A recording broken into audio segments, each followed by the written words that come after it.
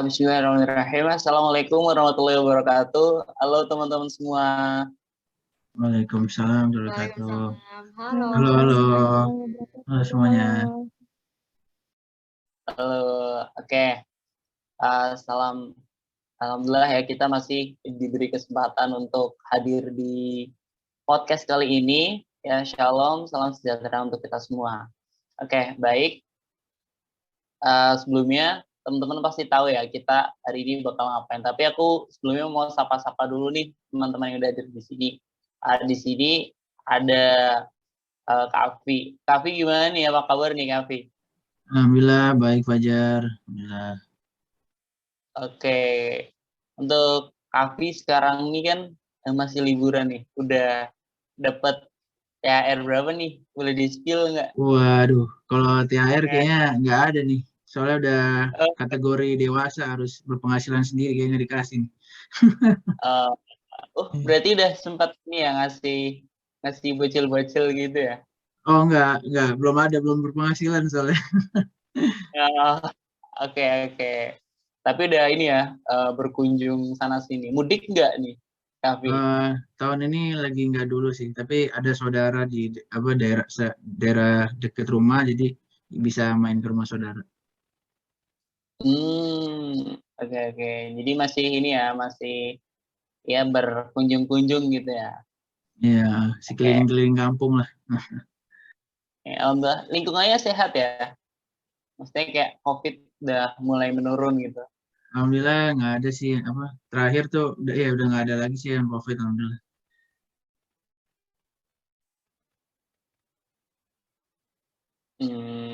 Oke, alhamdulillah ya. Ya semoga emang kita bisa terus membaik lah ya dengan kita. Baik, kayak selanjutnya nih ada Hilba. Halo Hilba.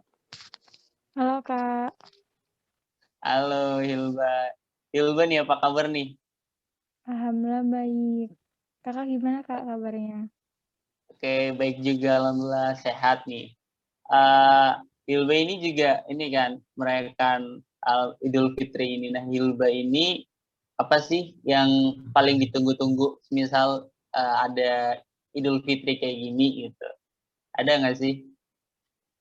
Oke, pasti ya terutama sanak saudaranya pada pulang ya, tapi karena corona ini ada beberapa saudara yang nggak pulang karena adaptasi dari pekerjaannya gitu. Jadi ada yang masuk gitu. Oke. Kalau boleh tahu nih, ini pertanyaan agak random nih. Snack apa yang paling Hilba suka waktu lagi berkunjung ke sanak saudara itu? Snack. Iya, snack. Kacang almond, kerupuk kulit. Oh, wow. Oke. Kadang suka buat sendiri nggak Hilba di rumah? Kayak buat nastar gitu.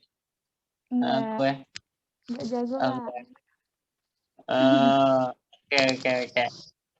Oke, alhamdulillah sehat ya, tapi keluarga di rumah. Ya, alhamdulillah sehat. Oke, alhamdulillah.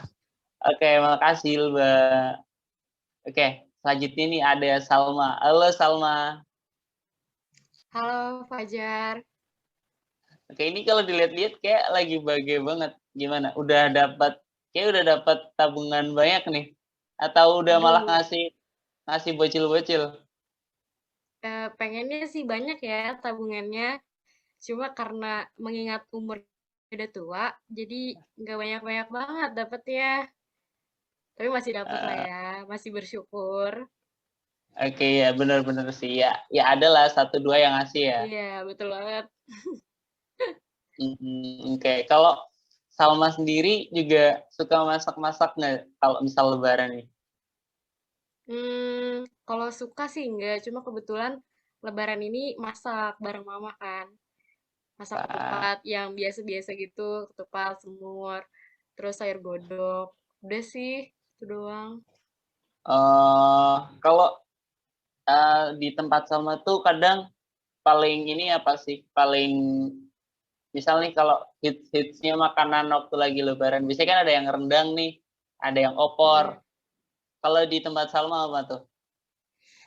Kalau aku karena orang Betawi ya, orang Betawi nggak Ah, mudik juga gitu, nggak mudik jadi di Jakarta aja stay.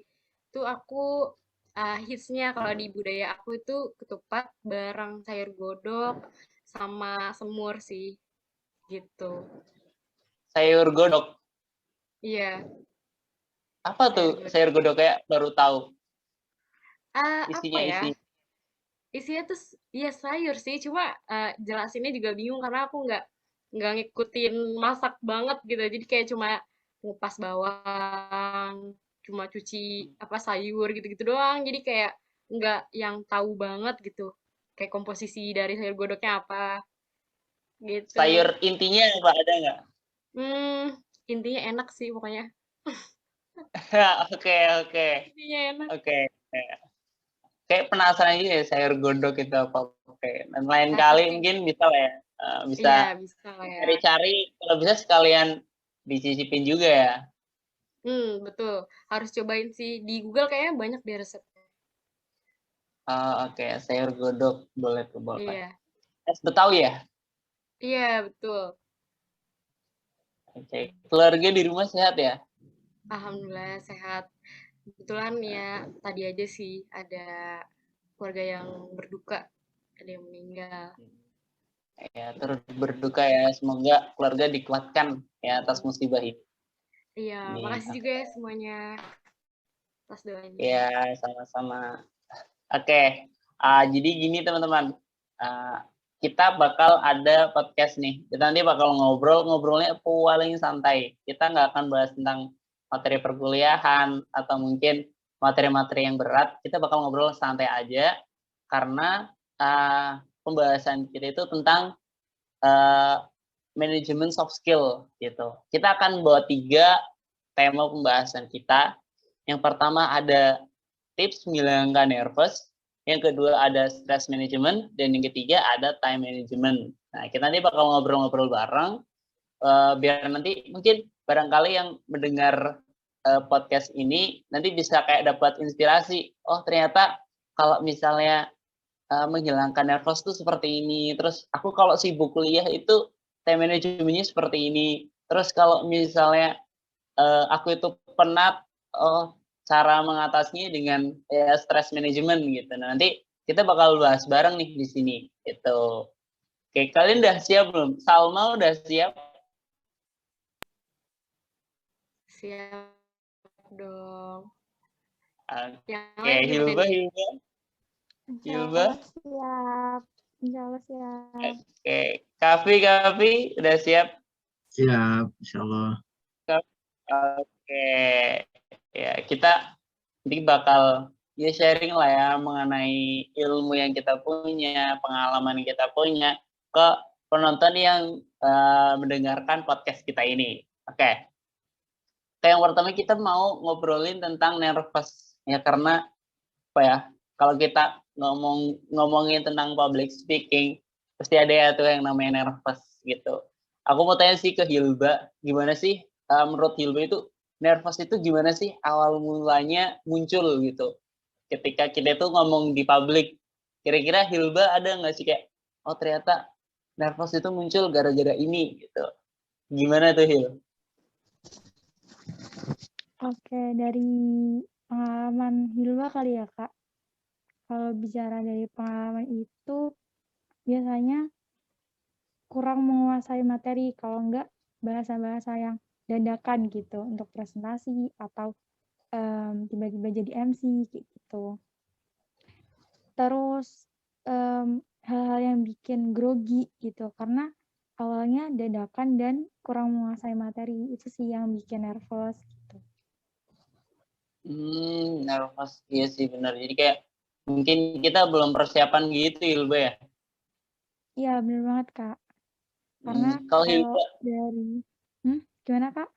kalau Hilba sendiri pernah nggak sih kayak ada momen pertama kali Hilba itu merasa paling nervous gitu? Ada nggak sih? Iya, ada. Di depan, baru pertama kali untuk maju ke depan, tapi udah ngomong sama 1000 orang kayak gitu. Itu pertama kali banget waktu SMA. Itu bener-bener nervous dan tangannya sampai dingin, bener-bener udah kayak habis megang es batu gitu. Terus Wow. gemetar banget, iya bener-bener gemetar.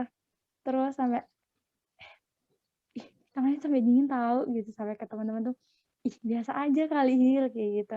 Karena memang belum terbiasa, jadi memang itu sih yang paling bener-bener nervous sampai tangannya dingin. Sampai dingin ya tangannya ya. Ya, bener banget, Acara dingin apa banget tuh? Kak. Banyak banget sampai 1.000 orang. Itu karena Hilbay waktu itu alhamdulillah jadi beberapa anak yang ngurusin di pondok gitu. Jadi untuk mengelola pondok, jadi menginformasikan informasi ke para santri kayak gitu. Jadi itu sifatnya bener-bener di depan lapangan, terus pakai mikrofon kayak gitu. Soalnya baru pertama kali untuk bicara langsung gitu Kak. Jadi bener-bener nervous. Itu kayak sebuah pemicu ya, kayak aku harus berani nih ngomong gitu. Karena kan memang tanggung jawab ya menyampaikan informasi itu ya Hilbe ya.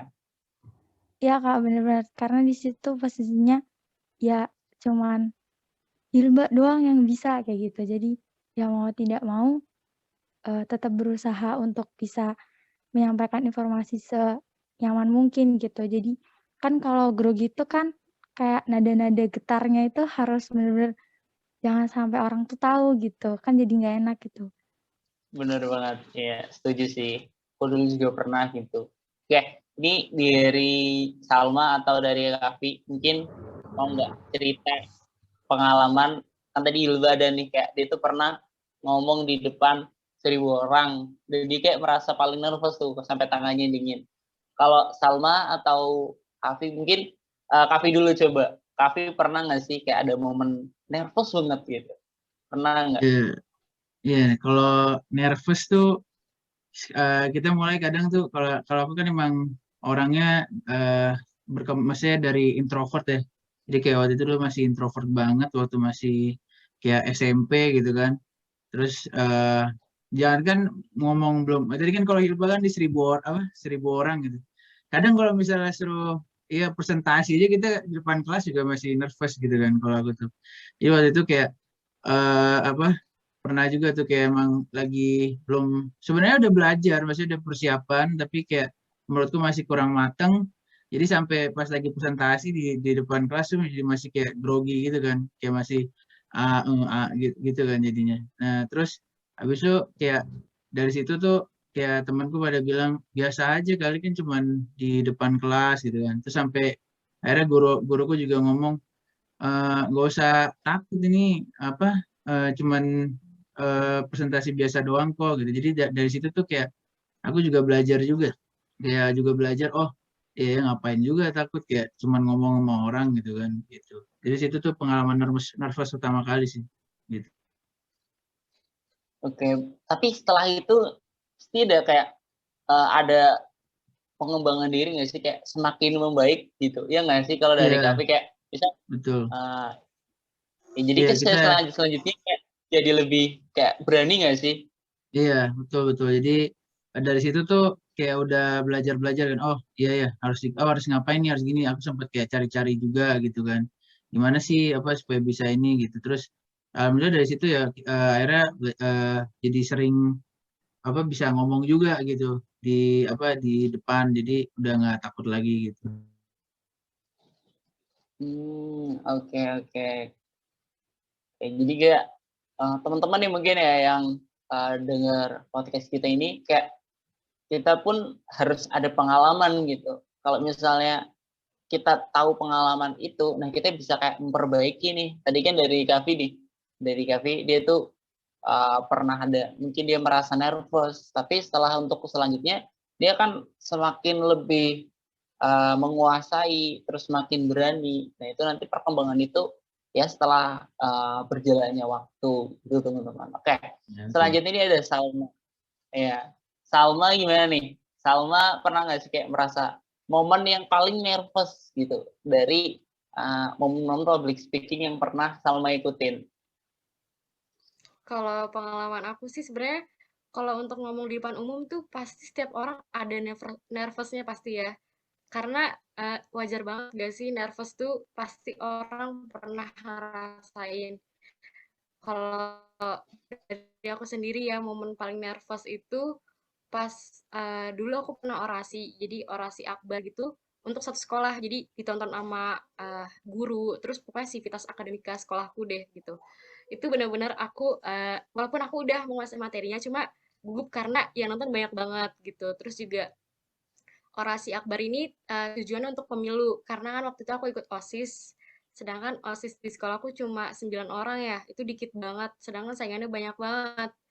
Nah, itu aku orasi akbar di panggung itu di sekolah, ditonton sama semua orang di sekolah itu. Itu bener-bener kayak antara terus deg-degan, ya dingin juga sama kayak Hilba. Itu benar-benar aku rasain sih.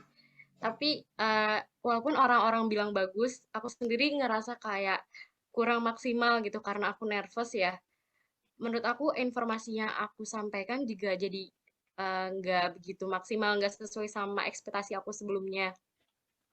Tapi dari situ sih, dari setelah aku ngerasa aku nervous gitu, itu aku benar-benar belajar banget sih kalau kekurangan aku tuh harusnya kayak gimana. Terus persiapan aku juga lebih dimatengin. Dan yang paling penting kalau menurut aku sih jam terbang. Karena kalau semakin sering orang berbicara di depan umum itu pasti semakin bagus dia ke depannya gitu. Pasti semakin berani lagi, semakin gak nervous. Kalau menurut aku di antara semua semua hal gitu, faktor yang penting untuk menunjang kita nggak nervous, menurut aku yang paling penting tuh jam terbang sih. Gitu. Bisa beda-beda ya tiap orang. Kalau bagi aku sendiri tuh jam terbang paling oke sih, paling pas buat ditingkatin lagi. Gitu. Oke, iya sih. Ya aku sepakat juga sih, setuju gitu. Kalau misal, jadi kayak ngambil kesempatan gitu nggak sih, Salma? Misal dikasih kesempatan nih, kamu jadi MC. Tapi kalau misalnya kita kayak, aku belum punya pengalaman nih, kayak aku takut. Tapi kapan kita berpengalaman, ya nggak sih gitu? Iya, betul banget. Kayak aku juga kayak memang bisa membedakan kayak teman-temanku yang dia tuh sering ikut kepanitiaan, jadi MC, jadi moderator. Pun ketika mereka presentasi di kelas, mereka itu sangat halus, sangat santai. Gitu. Jadi kayak memang benar-benar sudah kebiasaannya gitu. Benar-benar setuju. Iya, bener-bener. Itu kemarin waktu yang OSIS jadi ketua atau jadi calon wakil ketua OSIS gitu waktu lagi orasi?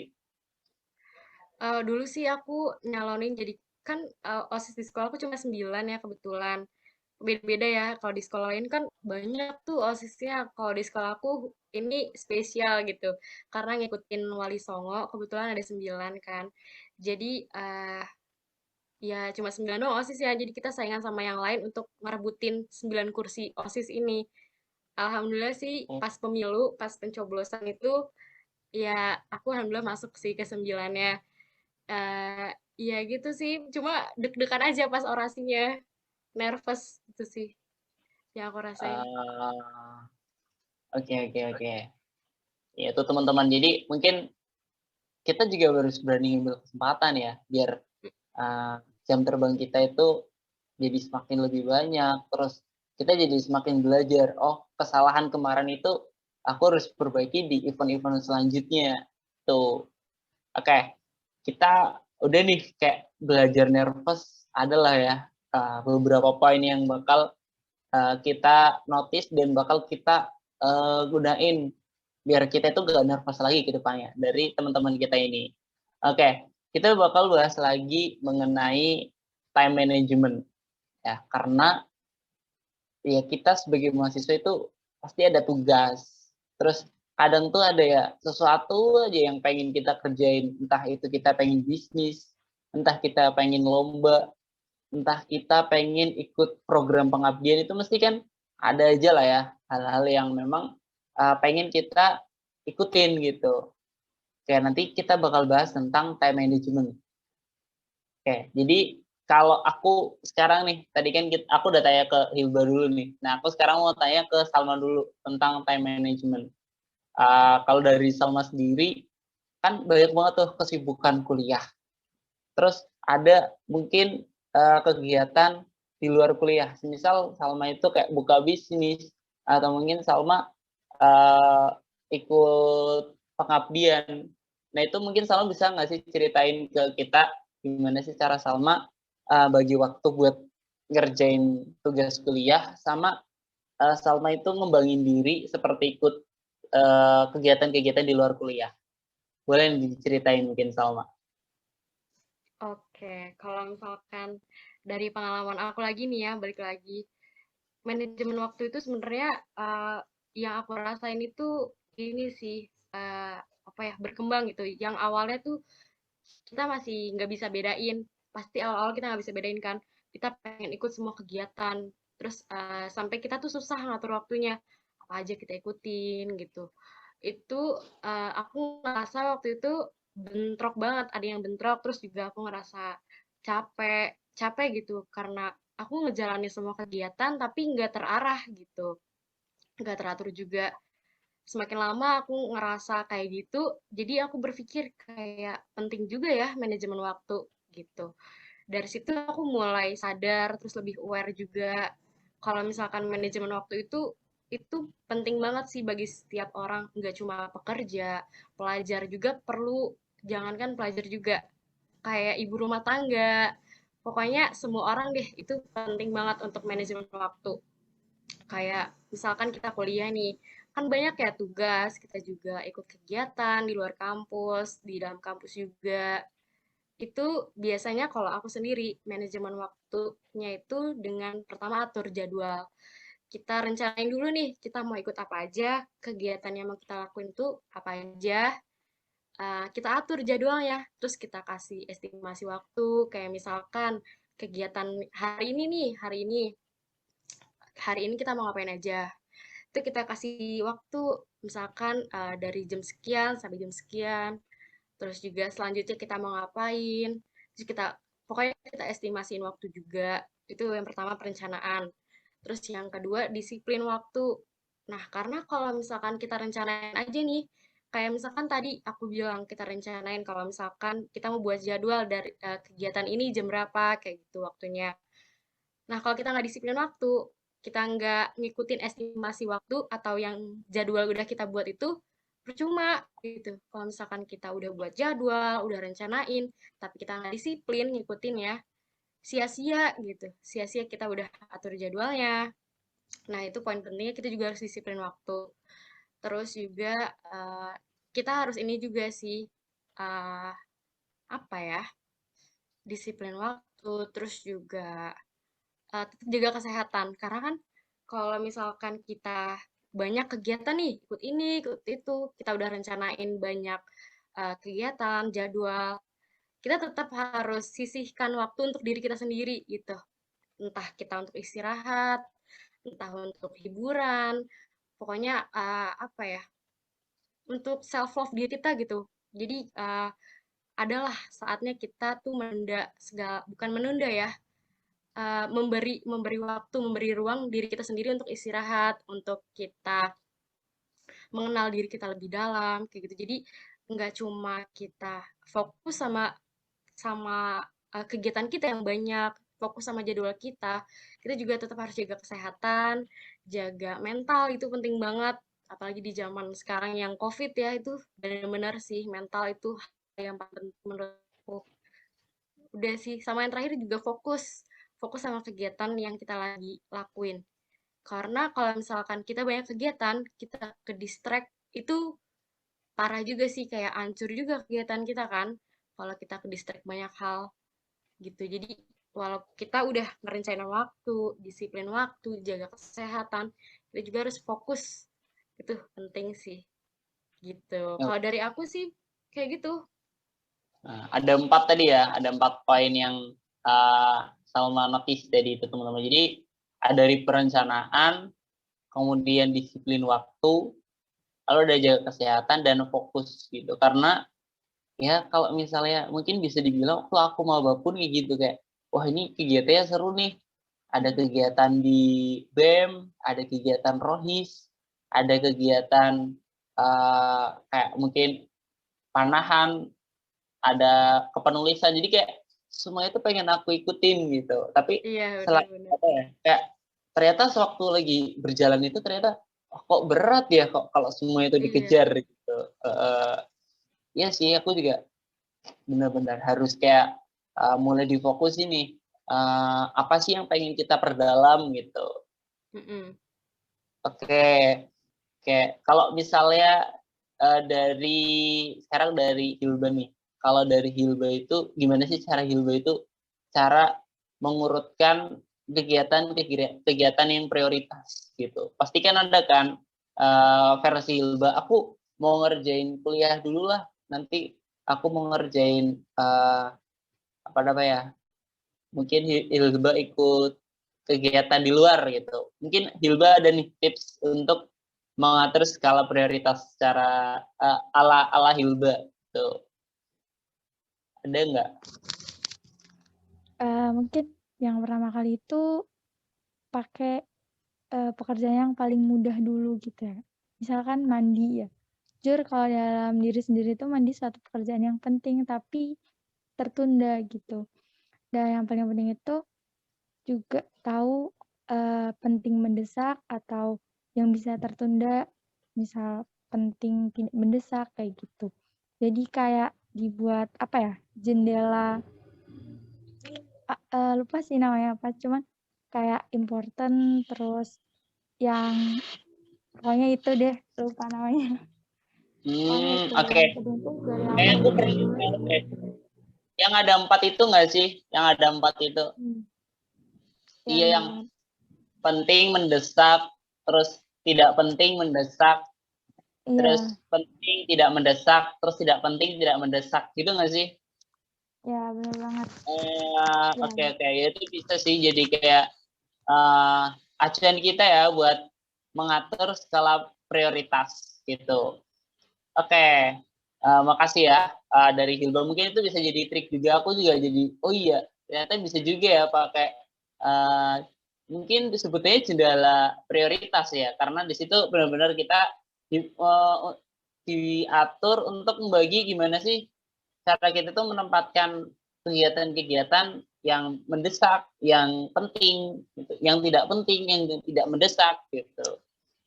Oke, kita yang terakhir nih, kita bakal bahas mengenai stress management. Ya, karena tugas kita banyak, kegiatan yang pengen kita ikutin juga banyak. Jadi kayak kadang mungkin istilah yang banyak atau mungkin yang tren keluar di anak-anak milenial itu healing ya. Aduh, udah penat nih pengen healing gitu. Nah, aku mau tanya nih ke Kavi. Menurut Kavi, seberapa penting sih adanya healing dalam suatu kesibukan kita, dalam suatu kepenatan kita? Mungkin dari Kavi ada tanggapan nih mengenai healing itu sendiri. Nah, sebenarnya tuh kalau sebenarnya nih apa stress management sama time management ini agak berhubungan ya. Jadi tuh apalagi benar tadi yang dijelasin sama Salma sama Hilba juga kalau misalnya time management itu harus dibikin prioritasnya karena kalau misalnya tadi kita nggak bisa prioritasin itu bakal muncul tuh stress management gitu dan kita kadang tuh kadang bakal muncul stres dan kita tuh kadang nggak nyadar gitu bahwa sebenarnya kita itu karena kelalaian kita sendiri jadi kita kayak kadang self blaming ya kan jadi kita nyalain diri kita sendiri terus kita juga nggak mau disalahin kayak misalnya menghindar gitu kan. Nah, itu sebenarnya adalah karena kelalaian kita gitu. Nah, terus masalah healing gitu ya. Masalah healing ini menurutku penting sih ya. Tapi gini nih, kategori healing itu jangan tiap bentar-bentar healing, bentar-bentar healing. Kadang ada orang yang healing itu dia jadi bentar-bentar healing, bentar-bentar healing. Jadi sebenarnya kategori healing ini itu mungkin misalnya kayak gini nih, kita udah misalnya karena sekarang masih COVID misalnya online, kuliah online terus sudah seminggu penat gitu atau enggak ya seminggu gitu. Aku sih biasanya kalau sekali seminggu tuh ya setidaknya keluar gitu. Maksudnya bukan keluar arti ya keluar pergi jalan-jalan terus enggak maksudnya ya setidaknya jalan kaki menghirup udara segar gitu kan. Terus ngeliat-ngeliat taman apa itu penting tuh. Itu benar bisa ngebantu banget untuk stress relief gitu. Nah, itu bisa tuh. banyak ada healing juga orang yang maunya liburan gitu kan, liburan ke suatu tempat terus dia mau staycation gitu segala macam, ada yang kayak gitu. Nah, ada nih orang yang healingnya itu nggak perlu kemana-mana, jadi healingnya itu dia dengan gayanya sendiri. Misalnya ada orang yang hobi makan, jadi kalau misalnya dia udah stres banget, misalnya dia udah kelar gitu kan, oke udah kelar semua, jadi stresnya dia dengan stress relief dia itu adalah dia makan gitu, makan yang banyak. Tuh banyak sih rata-rata orang tuh yang kayak gitu. Jadi kayak ada nih temanku tuh, dia waktu itu karena dia jadi ketua ketua organisasi gitu, jadi dia karena habis ada proyek besar-besaran dia capek, akhirnya itu dia bener waktu itu mesen McD 1 ekor, jadi bener-bener Wah, ya iya, jadi dia tuh bener-bener udah kayak pokoknya makan gitu, makan sama minum yang banyak, kayak itu udah cara dia buat ngelepasin stres gitu. Ya jadi kalau healing itu dia ada banyak macamnya sih kalau healing itu. Tapi emang itu penting banget karena kita nggak boleh jangan sampai kita nanti jadi burn out gitu ya. Kalau burn out itu kan kayak jadi stres terus, jadi dikir mulu gitu kan. Itu jadi nggak sehat gitu. Itu malah jadi bawa penyakit buat kita. Jadi benar kita harus perlu healing, harus cari cara untuk kita refresh sedikit lah. Kita harus istirahat juga gitu. Menurut tadi apa kata Salma. Jadi jangan sampai ya kerja. Jadi maksudnya nggak gitu juga gitu kan, gitu.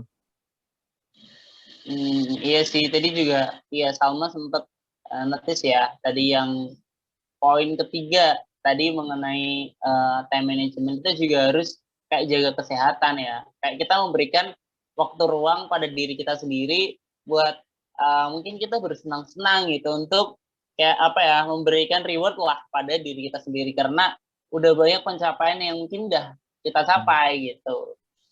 Oke. Nah, kalau dari Salma sendiri nih, aku mau tanya ke Salma sekarang. Kalau Salma itu apa sih kayak kegiatan untuk menghilangkan stres versi Salma itu seperti apa gitu? Karena kan mungkin ada banyak kegiatan nih. Nah, Salma itu kalau ngilangin stres itu gimana sih? Kalau aku ya, nyalain stres itu biasa jalan-jalan, sama makan, sama nih kayak temennya Kavi.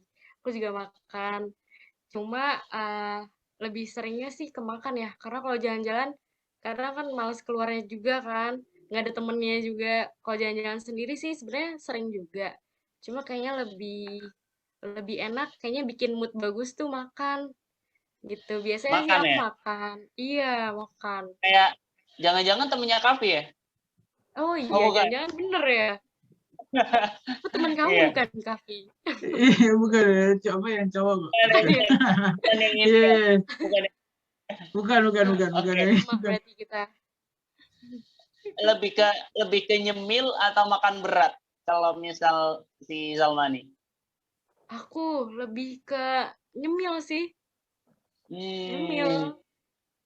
Ya nyemil ya. Jadi kayak Mm-mm. mungkin, tapi kalau nugas juga suka sering bawa cemilan juga atau enggak? Iya, kadang tuh aku kalau nugas ini kan suka kayak lagi ujian aja nih. Itu kan pasti waktu tidur berkurang dong. Jadi biar biar nggak ngantuk gitu. Teman belajar aku tuh makan kayak keripik-keripik yang pedes gitu. Jadi kayak biar melek gitu. Oke, ya bisa tuh Iya, teman-teman. Jadi kayak makanan yang pedas itu bisa memicu kita biar bisa melek ya, bisa tahan lama iya, gitu betul belajar. betul. Oke. Kalau dari Hilba ada nggak sih kayak tips yang lain mungkin yang belum disampaikan sama Salma ataupun sama si Kavi? Ada nggak kalau Hilba sendiri cara menghilangkan stres dari versi Hilba nih? Mungkin nggak jauh beda ya Kak, selain jalan-jalan ya makan gitu. Mungkin salah satunya baca buku kali ya Kak, karena baca buku tentang kalau misalnya lagi mood fiksi ya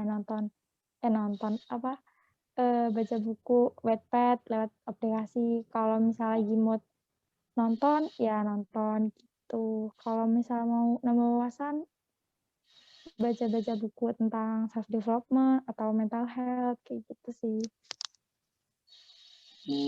Oke, benar. Ya, jadi versinya memang beda-beda ya. Ada yang dia tuh suka baca. Jadi ketika dia tuh pengen healing atau pengen memberikan reward lah ya kepada dirinya sendiri, dia itu kayak mau membaca gitu. Karena dengan membaca dia itu akan menjadi lebih tenang, menjadi lebih bahagia. Tuh. Oke. Iya sih, kayak kemarin pun mungkin teman-teman yang tahu